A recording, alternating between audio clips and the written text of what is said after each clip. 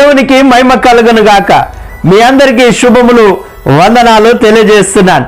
ఈరోజు దేవుని యొక్క వాక్యం ఆదికాండం 3వ అధ్యాయం 19వ వచనం.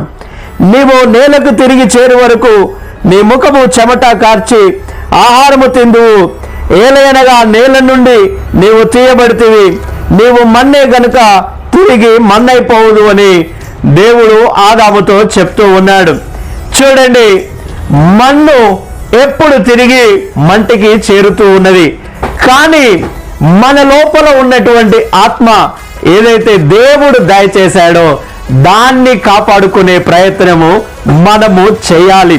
అందుకనే ఆ ఆత్మను, దేవుని దగ్గర నుండి వచ్చిన ఆత్మను మరలా మనము దేవుని దగ్గరికి చేర్చాలి అంటే మన జీవితం చాలా పరిశుద్ధమైన జీవితము మనం జీవించాలని. అందుకనే నరుని ఆత్మ యెహోవా పెట్టినటువంటి దీపము.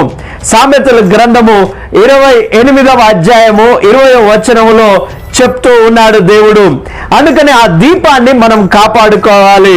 ఆ ప్రసంగి గ్రంథం 3వ అధ్యాయం 22, 23 వచనాల్లో కూడా దేవుని యొక్క వాక్యం చెప్తుంది, మట్టి నుండి తీయబడినదంతా కూడా మట్టికి చేరును, మరి ఆత్మ తాను దయచేసిన దేవుని యొద్దకు వెళ్ళునో లేదో అంటున్నాడు.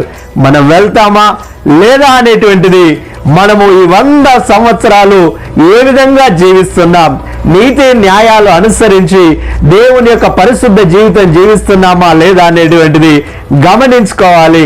దేవుడి వాక్యం ద్వారా మనల్ని, మన కుటుంబాన్ని దీవించి ఆశీర్వదించును గాక. ఆమేన్.